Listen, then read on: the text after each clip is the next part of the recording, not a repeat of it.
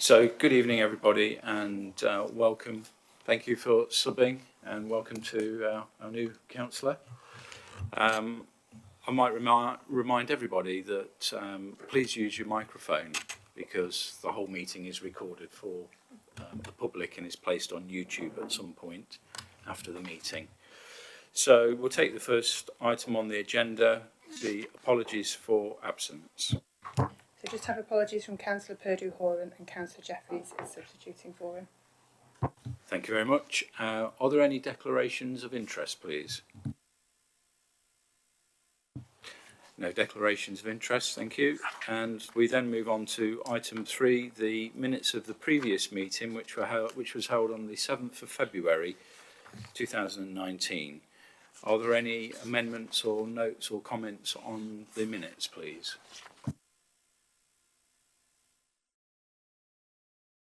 Okay, there being no notes or alterations. We did have 2 items on the last meeting which were for action.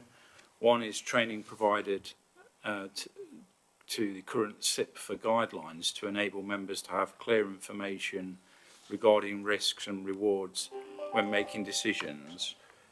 I don't know if the Executive Manager for Finance and Corporate Services, Mr Linfield, has any further comment on that.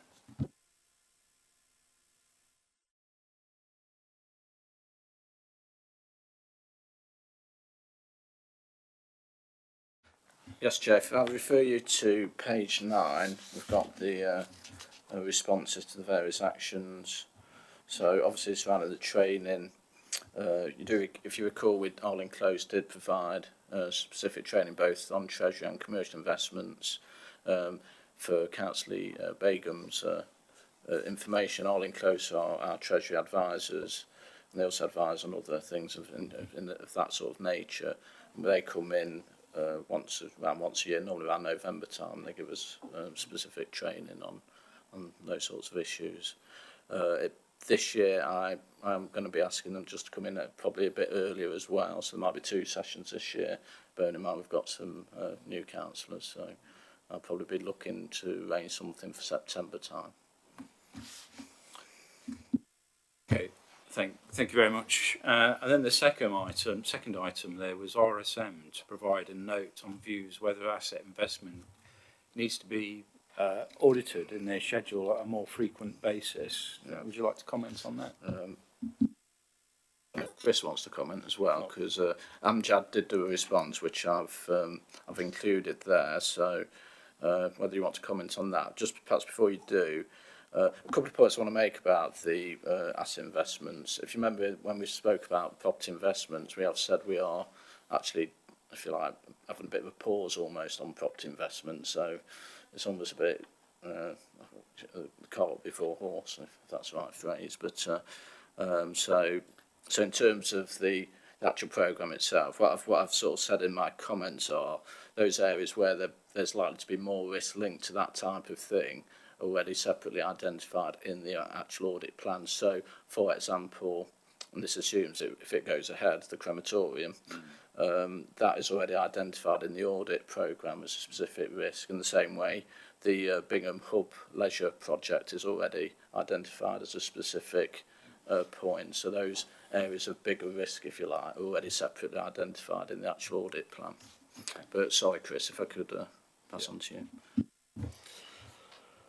Thank you. Yes, just to really reiterate the comments that we've made in the response there, it is an area that's important that it's included in the strategic cycle of internal audit. We did include a review in 2018-19. As Mr Linfield said, there's a little bit of a pause in the council's activity in this area at the moment. But if that does increase again in the future, then it would be a very relevant area to increase the frequency within the internal audit programme. Okay, most grateful for that. Sorry, Councillor Jeffries. I collected this yesterday and read through, and it's about the crematorium. I was asked by a couple who are my constituents to speak on their behalf, and they didn't want, and the town council did not want the crematorium.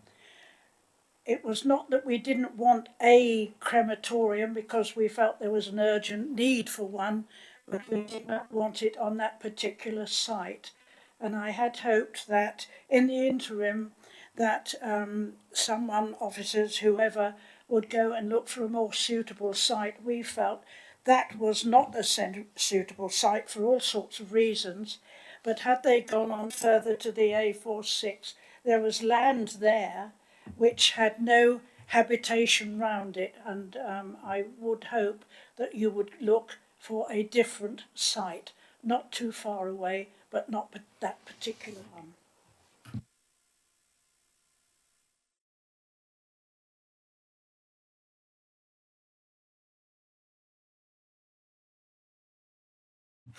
Technology doesn't work every time. Yeah, so I think we're all grateful for your comments. Yeah. But yeah, that really needs to go forward to the planning committee. Yes, of course. But yeah, it's interesting to hear your Yes, but it your wasn't feedback. People didn't particularly want a crematorium, but not there. Yeah, totally get that. Right, okay, so we move on to the next agenda item, which is going to be the internal audit progress report for 2018-19. In fact, item 4 and 5 is going to be presented by Chris Williams. So we'll hand over to you, Chris. Thank you, Chairman. So the first agenda item, as you say, is the internal audit progress report. So this is playing catch up and gives you a summary of the final elements of the internal audit programme for the last financial year, so 2018-19. I'll just, there's quite a bit of paper here, so I'll just briefly work through the highlights. So section 1 simply clarifies that we have completed all of the internal audit reports included in the programme agreed by this committee last year. Section 2 sets out in summary form the results of the final series of audits that have not yet come to this particular group. So you can see there that there were 4 pieces of work, 3 substantive pieces of assurance work, budgetary control, safeguarding and health and safety, all of which have attracted a green substantial opinion, which is a really good result. The one that's reported slightly differently is a follow-up where we track the agreed actions from the previous internal audit plan, and we've concluded that the council has made good progress in delivering on those agreed actions. There are still a small number that were still in progress, but overall good progress had been made in delivering on the actions. In terms of the other 3 pieces of work, budgetary control and setting is obviously a really important area of financial control within the authority, and we felt the need to make no management actions there, so really good positive results. Safeguarding, similarly there were just 2 low priority housekeeping issues that were identified, and management actions have been agreed in respect of those to deal with those areas. Health and safety again was substantial assurance. There was 1 medium priority recommendation that was agreed during the course of this work, and that related to the mandatory health and safety training records, and we just noted some gaps in the training records, and as a group you'll be well aware that that is a really important area in the current climate, and so we've just made a recommendation that all of the training records are brought up to date. Where there are no targets for completion of the training, that those are included, and that there's regular monitoring to ensure that council staff are undertaking the required mandatory training.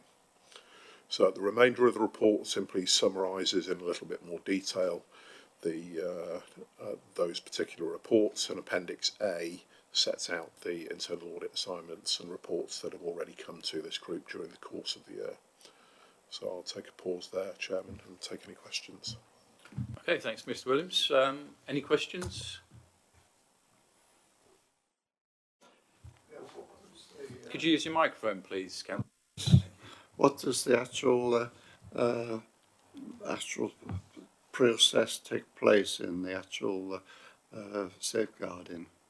Does it extend out of this building, or is it just within the building? No, the safeguarding arrangements extend across all of the activities of the council. So wherever the council are delivering services, or wherever council staff are operating, then the safeguarding provisions cover all of those activities.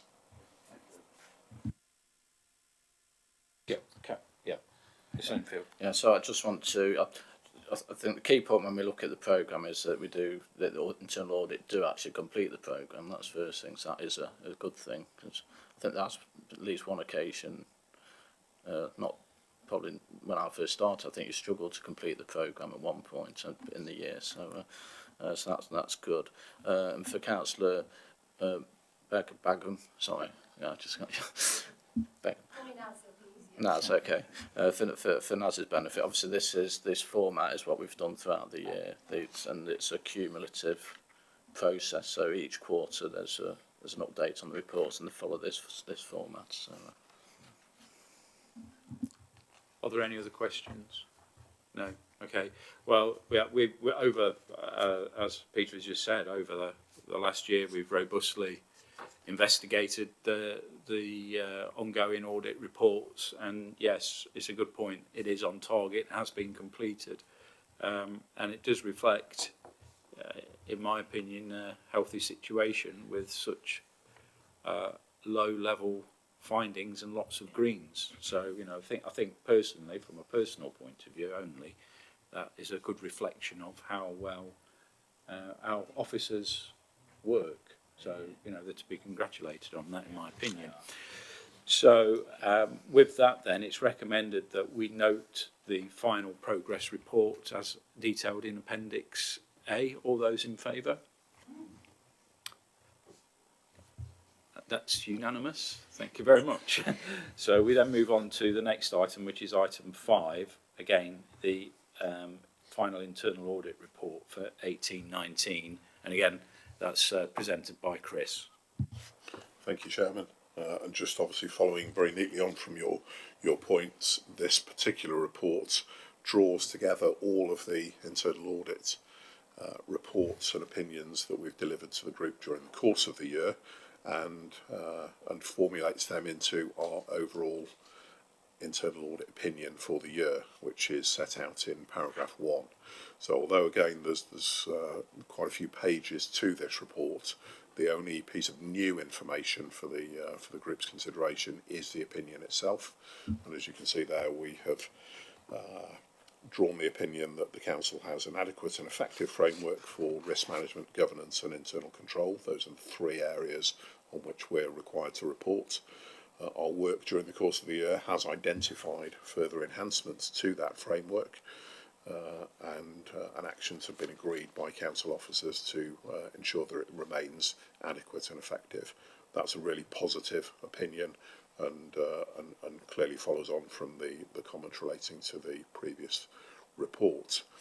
The remainder of this report then simply pulls together all of the work that we've done in summary form during the course of the year, and presents it in support of the findings. One particular point that I've already touched on, but in section 2 we talk about the delivery of the previously agreed internal audit actions, and that's a really important barometer of the council's internal audit health, and as I've already said in the previous agenda item, the council's made good progress in delivering on those recommendations, and that is very positive. Appendix A sets out the range of annual opinions that are available to me as your head of internal audit, and as you can see, the opinion for this year sits at the second level, which is a really positive place to be. There are very few organisations who lay claim to that top level, and I think that's important to note. But the council's achievement of the second level there is a very positive result and testament to the way that internal control and risk management are conducted within the authority. Appendix B simply pulls together all of the 20 internal audit assignments that we've delivered during the course of the year and summarises the assurance levels and actions agreed. At that point, I'll take a pause, Chairman. Thank you very much, Mr. Williams. Are there any questions? Councillor Walker. Thank you, Chair. Of course, you touched briefly on benchmarking, in terms of where we sit as an organisation compared to others and potentially other similar types of organisation. These all reads as, pretty much good news stories all the way through, and the other reports to the committee through the year have as well. But are you able to shed any sort of more light or give us any kind of more information in terms of where this organisation does sit against other similar organisations? It's difficult for me to be absolutely specific because obviously we only have access to information pertaining to our client base. Now that obviously does cover local authorities both within this region and outside the region, and also covers a vast range of other public sector organisations. In terms of broad conclusions, and I think I'd probably keep it at that level. As I said, very few organisations attain the highest level, and similarly, and you'll be relatively comforted to know that relatively few organisations attract the lowest level of assurance. There are some, but not many. You'll be glad to know. So the majority of organisations will probably sit between those median to assurance opinions. And I would suggest from the number of substantial green assurances and the number of actions that we've agreed, then within our client base, Rushcliffe would sit within the top quartile. Thank you. Are there any other questions? Okay. Well, thank you very much, Mr. Williams. It's been a pleasure listening to you throughout the last 12 months and interrogating you in some instances. But the recommendation on this is that we note the internal audit report in Appendix A. All those in favour to note and accept the report? That's unanimous. So that's it. Thank you very much, Mr. Williams. You can stay, or you can enjoy the show, or you're free to leave if you wish. Okay. So the next item on the agenda is the annual governance statement, and for this one, Peter Linfield. Thank you, Chair. I mean, actually, following on, the previous two reports actually do feature in the annual governance statement, because when we're looking at governance, we need to have good governance. You've got to have good systems of control and assurance in terms of the control environment. And if we had a poor report from Chris and RSM, then that will be reflected in our annual governance statement. Fortunately, it is, again, it's an annual statement. It's a similar format to the way we've done it in the past, certainly the past couple of years. I'm afraid it is a bit dry. So I'll try and make it as interesting as possible. The most interesting section, as I will call it, is section 4, which I will come on to, because there's a section that talks about our governance issues, and if you like, where our bigger sort of risks and how we're going to go about managing those. And as I say, I will come on to that. So it's a fairly fluid document and changes to a degree each year. I mean, I'll give you an example. This year it is talking about the current scrutiny arrangements. It refers to the fact they are changing. Obviously, when we do this document next year, it will have what the new arrangements are. So there will be some changes there, for example. It's a statutory document in terms of the accounts and audit regulations dictate we do have to produce an annual governance statement, and it has to be agreed by those charged with governance, and it sits with the statement of accounts. And the reason we're having this meeting tonight is because the statement of accounts now have to be done by the published draft statements published by the 1st of June, we have to agree the annual governance statement, or this group has to agree the annual governance statement, that it is a fair reflection, or if they've got any comments. I will say it's not your last chance to comment on it, because when it does come back in July with the actual statement of accounts, there may be some comments then. The reason it may change then is, for example, with the audit of accounts, say the auditors found something that was significantly wrong, that potentially could impact on the governance statement. So I don't know if they said there was an issue with bank reconciliations or anything like that, then that could be reflected in the actual governance statement, and it could therefore change. So it's not your sort of last chance, but really it's really and this is probably a bit more challenging for you in a way, because it reflects a lot of what's been happening in the past year, but it is also forward looking. So there's the sort of things you'll be a bit like a sponge, I think, to start with. You'll be soaking stuff up, but and that's fine. But probably, whilst you're fasting, it may not be the best thing to look at, don't we? But anyway, but it's you'll gather. I'll talk through some of the issues as we go through and some of the bigger risks, just to give you a bit of a flavour for it. I say it's useful. I'm just going to quickly go through it then. So obviously we referred to page 49, which is where the actual statement starts, and it starts off in section 1. You've got the scope and purpose. So that's talk about the arrangements and executing how the council executes its functions and manages its risks. That's really what the scope and purpose of the governance statement is.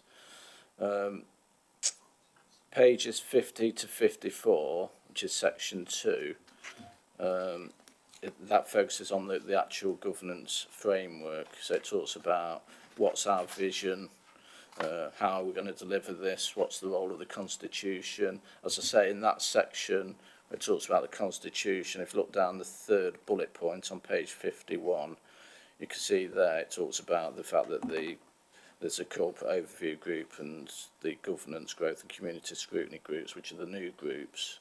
So as well as looking backwards, it's also looking a bit sort of forwards as well. It talks about how we comply with laws, and it's at 2.4, you can see at page 52, about laws and regulations, what are the processes for compliance in terms of laws and regulations. And so the role of the statutory officers, the section 151 officer, the chief executive, the monitoring officer, and the council's executive managers. There's then a section on risk management. We talk about the importance of development and training needs. So it's important not just for officers but for members as well. So there's reference to the member development group. So one thing we do at the council is to take great importance in terms of the role, say, of the member development group, to ensure that there's hopefully finding out now with the induction programme as well, that we do put a lot of stall on getting the right levels of training for members. But it is challenging, and it is difficult, particularly these sorts of groups. So this group in particular can be quite have some technical areas, and they can be quite challenging. And that's why we have people like Arlene Close come in who are there to give some, if you like, more independent training for yourselves. Then the importance of communication, how we communicate with our residents, and the results of things like resident satisfaction surveys, and what is the degree of satisfaction. And that's covered on the bottom of page 53. And then moving on to page 54, you can see there's reference then to the role of partnerships and transparency, and the importance that we are, how the council is transparent in the way it operates. And so these are all key sort of governance issues. Partnership. Think of partnerships. One of the big issues last year, not so much for this council, but things like Carillion. Those sorts of issues, and obviously if you looked at some councils' reports, they might have some more references to, say, Carillion and perhaps impacts of that. And then section 3, so that focuses on more the effectiveness side. So that's pages 54 to 57. And in essence, what are the controls to ensure we are effective in delivering good governance? How to make sure that we do deliver governance effectively. And then, so it talks about what's the key role, what's the role in terms of the council, and some of the key documents there. you've got cabinet, the roles they take, the scrutiny groups again. There's a focus on the various scrutiny groups, the corporate governance groups, and then the role of executive managers, and last but not least, the roles of our peers, if you like, in terms of internal audit and external audit. And again, which is what I was talking about. So we've already just seen internal audit, what they've said about the council, and making sure that we, have a good control environment. But also the external audit play a crucial role. So we now use Mazars, which I don't, you may or may not have heard of those, but they've taken over recently from KPMG, and again that's reflected in the the commentary on the role of external audit. And then if you like, the most exciting part, I think, is the most exciting part of this particular report. I'll obviously let you all decide whether it is or not. Is the governance issues at section 4, and this is, to my mind, as I say, it's where the, if you like, the key issues. And really, when you look at this, it should hopefully reflect what you do know about the council. So as I say, Naz will be picking these issues. She'll know about some of them. There'll be others that she will pick up, and they will change. To say this time next year, if, for example, the crematorium was moving ahead wherever, that might be reflected in a different light and to what it is here. And what I do say here is this: if we quickly go through some of these key issues, there's mention of things like the capital programme and the challenges that we face with the capital programme in terms of the size of the capital programme and specific projects within that programme. So it mentions Bingham Leisure Centre, and also it does mention the asset investment strategy. That's commented on. The key financial risks the authority faces in terms of what's going to happen with the comprehensive spending review in 2019. When is that going to come now with the impact of Brexit? How will that impact? What about business rates? The business rates changes, both in terms of the amount the local government gets from central government, but also the actual design of the whole system seems to be up in the air at the moment, which is another leg of that. So all those sort of risks are commented upon.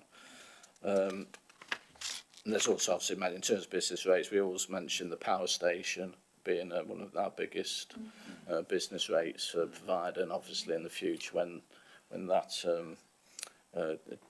disappears at some point, assuming it does, who knows if they change policy or anything, I don't suppose they will, but there's all of that, things like universal credit, issues like IT. I know it's an area close to Councillor Beardsley's heart. There's always ongoing risks with IT that we need to make sure we're managing, so those are covered. And then also there's the section on, we mentioned it right near the end of it on page 59, we're trying to keep it current, obviously the issues surrounding the resources and waste strategy. So obviously, as you're all aware, there's potential changes to that in terms of the government looking by 2023 changing the way, or certainly how there's more recycling, that perhaps things like weekly green waste and the charging for that might disappear. There's all those sorts of issues that can affect this council in particular.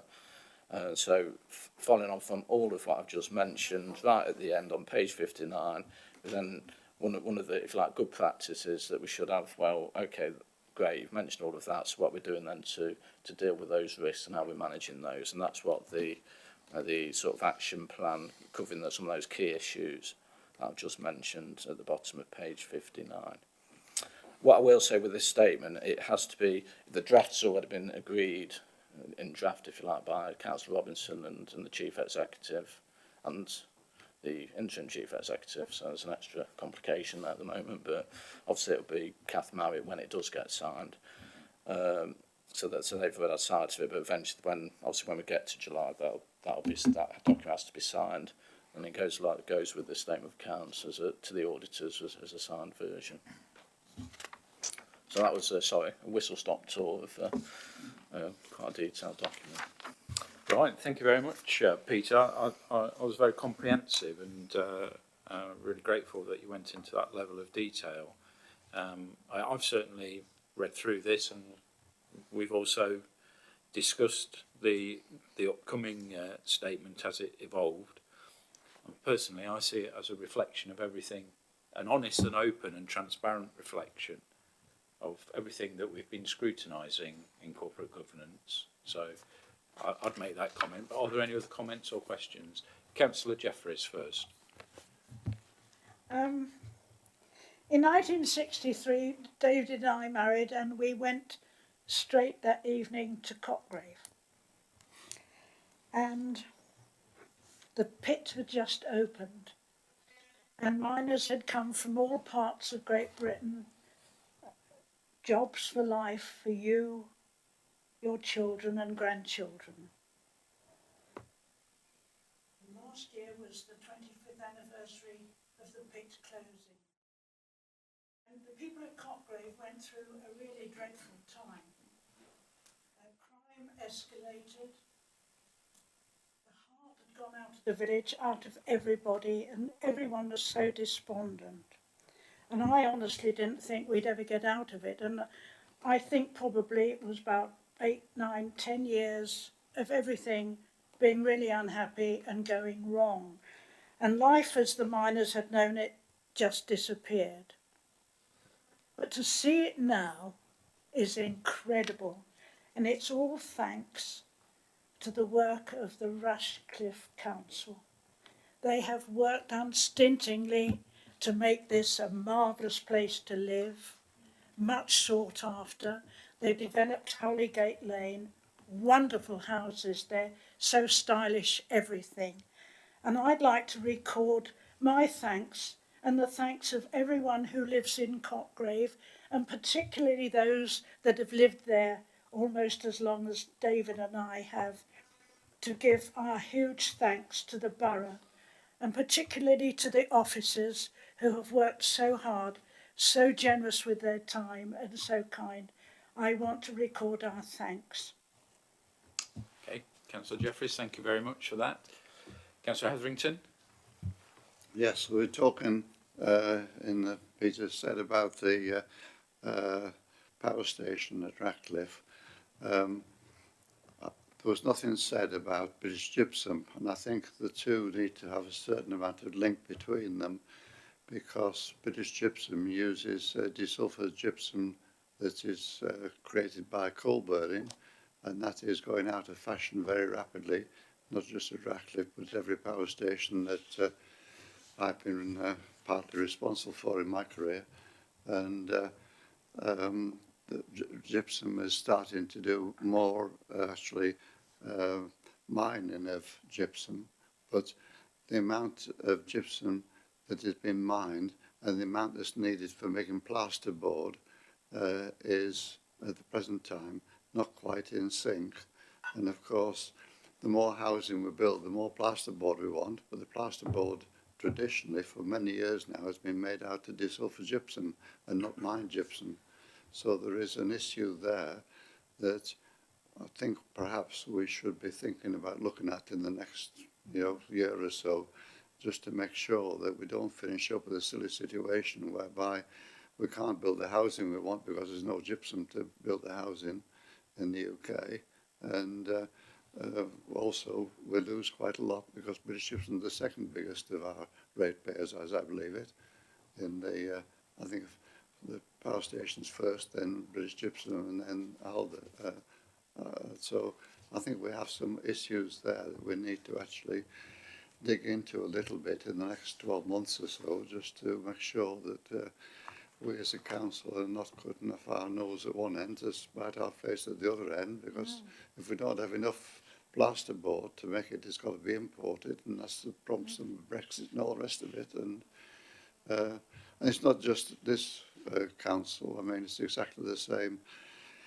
Where I come from in Cumbria is exactly the same. Cot Lakes is actually being cut down quite a lot, and also the ones in the northeast. It is quite a real problem. Okay, Mr. Hetherington. Councillor Hetherington, any comments on British Gypsum being the second largest tax revenue for the council? Well, I'd have to double check if they are factually the second most business rates. I'd have to check that particular fact. I mean, to be honest, there's other groupings, like there'll be things like the shop like Tesco's and those sorts of places where we'll get probably more business rates. But I mean, I think the issue with the power station and that area with gypsum and I mean, there is the development corporation that's being looked at the moment as a potential mechanism. Now, whether British Gypsum gets drawn into that, I don't know. So it probably needs considering, but we can't. I take on board what your point you're making in terms of there's a risk there if, well, I suppose if there's scarce resources running out, if that's what you're saying, and then clearly, but that's going to be a national issue, I think. Yes, than but a so, local issue. I think it's a fair point that Councillor Hetherington raises, and I think it's one we've sort of planned on the parking board for moving forward as we're reviewing risk moving forward. So it's a fair comment and a valid one. Are there any other questions, Councillor Begum? It's the one on the right. Not working? Oh, they're all coming on, aren't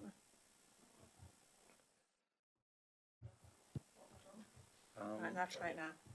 Is Councillor Mallinger switched on? Yeah, Is that no, I think they're switched on their own. right?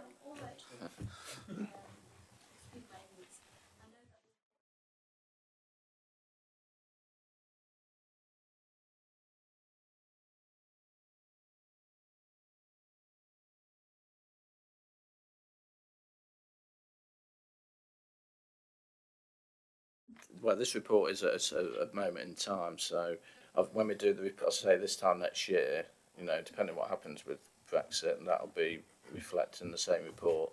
But there are other channels, if you like, where we would, in terms of, so for example, we report on the council's risk register and risk to the council. So those are the more, if you like, the current way in which we'd report on those sorts of risks, and they come to this through this group as well.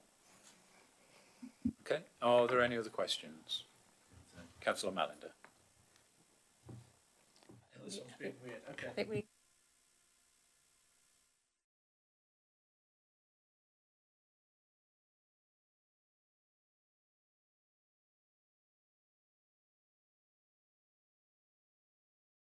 Now,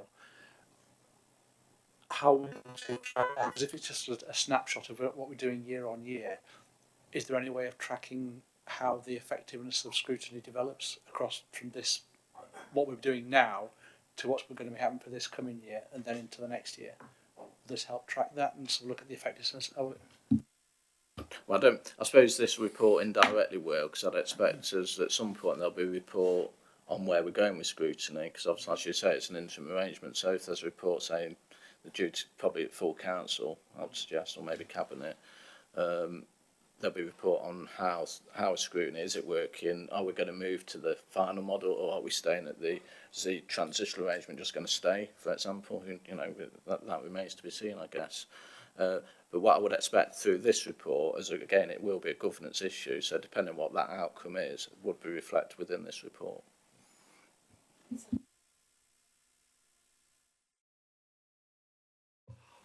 I think we're all in agreement on that. Councillor Walker. Yes, I would add my name to that list as well. I've got a couple of questions, if that's okay, Chair, about some of the detail. So at 2.2, it said a council is self-sufficient and not reliant upon revenue support grants.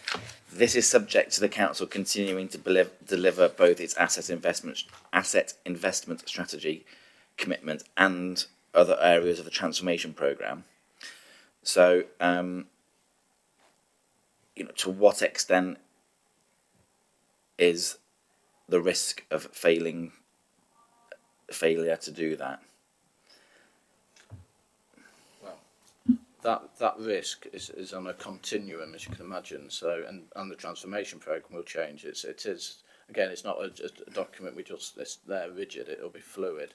So, it's difficult for me to say in a way in that there are. I'm conscious that if you remember when we approved for example, approved the budget, the crematorium was approved as part of the capital programme. Now, within the transformation programme, we have assumptions in future years on potential income streams in relation to the crematorium.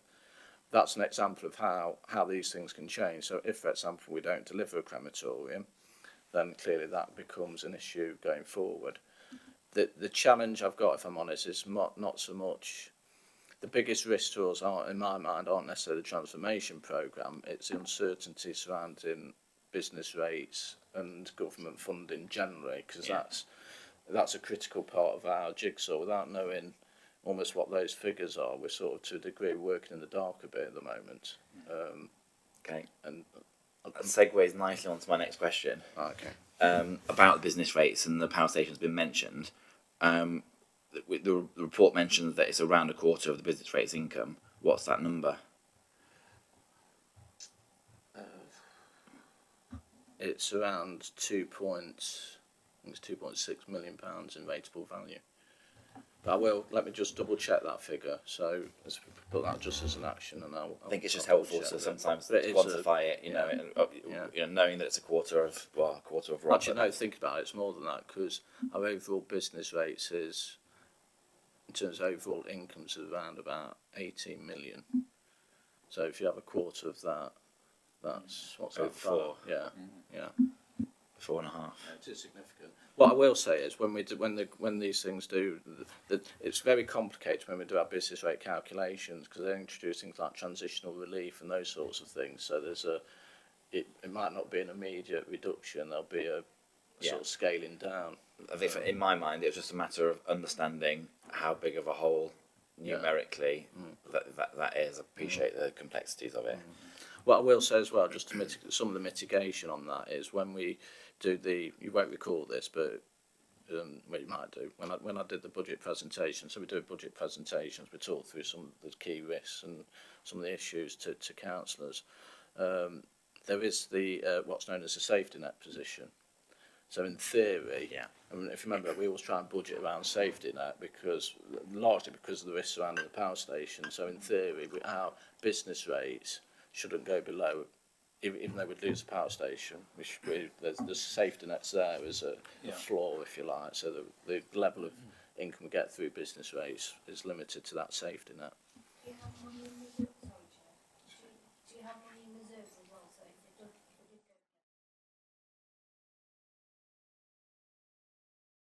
Yeah, we do have reserves. We've got a general fund of £2.6 million. And we also have earmarked reserves of around about £13 million. Yeah, it's certainly been a topic, hasn't it, over the last term, about losing the potential of losing that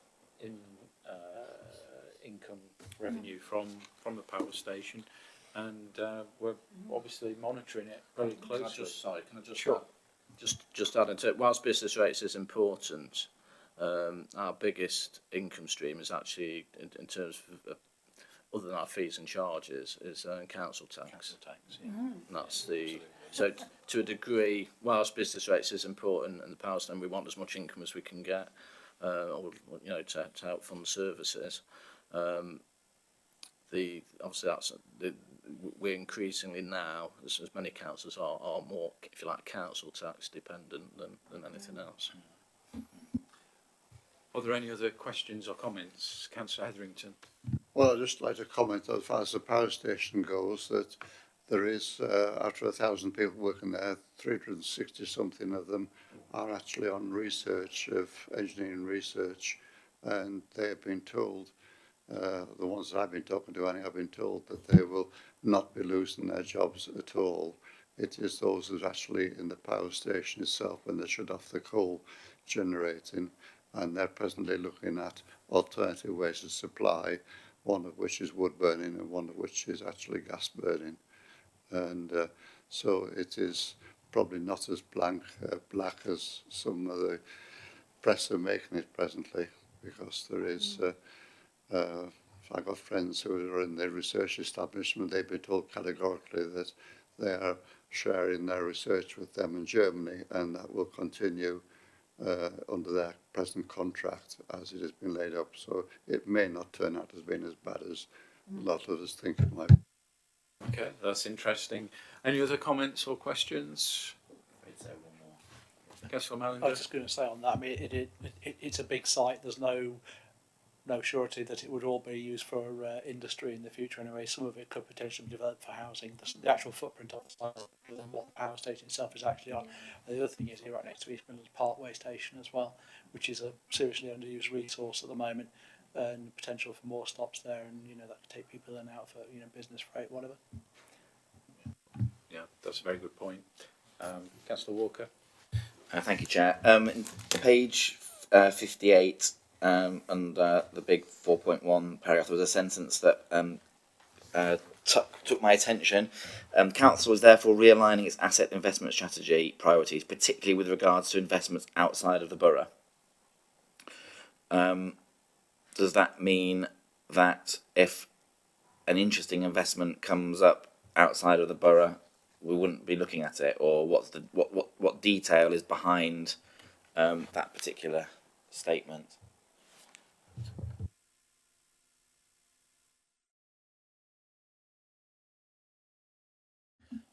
So I'm just trying to check that the sentence makes sense what I've said, actually. Yeah, so if in terms of the overall, that particular section, obviously we mentioned Cotgrave. I think we just commented on that. Councillor Jeffries has very, very nice in terms of the success, if you like, of Cotgrave. We've mentioned there the focus remains on growing the borough. Examples in the capital programme include Fair and Pastures and the proposed crematorium and the Bigham Leisure Hub. What that sentence is supposed to say, and I don't think, if I'm honest, I'm not sure. Sorry, it really focuses more on the sentence below it. If you carry on reading down, it talks the current direction travel guard asset investments could change if, for example, the council chooses not to deliver a crematorium, and income returns are therefore required from other sources. So what that sentence is really saying is, whilst at the moment we are saying we want to invest in the borough, if we do see, and actually this does remains true anyway, if there happens to be an asset that we were going to invest in outside the borough, we may still need to do that because we still need those potential income returns which we otherwise would not be getting from a crematorium. Now, if we do that, whatever we do will, and that's one of the reports, fortunately, that's come into the next group, does focus on some of the asset investments that we've done in the last 12 months. But we would be reporting on whatever we do to this particular group in terms of any particular asset investments, if that's the way we did proceed. But those decisions aren't taken lightly. We're not really in the business that some councils are of investing in hotels in, I don't know, Edinburgh or wherever they invest in, that sort of thing. But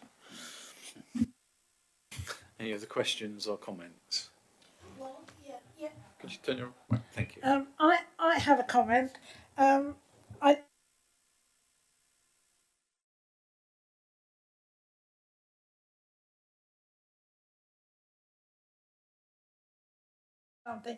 They don't look at you as if you are an idiot, which you obviously are, but they treat you with great kindness and courtesy. And I know that a huge amount of work goes on behind the scenes. So can I, on behalf, I'm sure, of most of the people here, could we record our thanks to all the officers, because they're always there for us. They're very patient, very kind, and it's very helpful.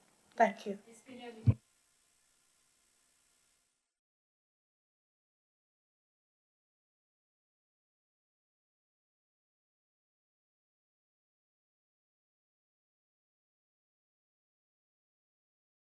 Okay, so yeah, well, I would also reflect that. It's always been my experience, so carry on. Yes, so right, let's get to the nub of the matter on this one then. So what we're tasked to do here is review the annual governance statement and review and approve as detailed in Appendix A. All those in favour to approve? That's unanimous. Okay, that's the end of the meeting. It's a very short one, the shortest corporate governance meeting in history. And moving forward, obviously, this will be captured under the new arrangements or the interim arrangements. So some of us may be back together, who knows? All those things have to be decided. Okay, well, thanks everyone for turning up or subbing or coming at short notice. It's much appreciated. Thank you.